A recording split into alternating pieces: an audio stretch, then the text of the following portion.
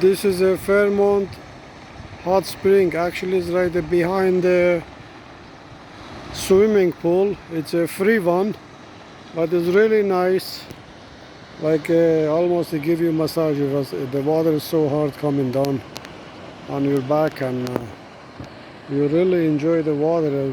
Especially today, it's really hot, and you could enjoy the water, but unfortunately looks like they closed.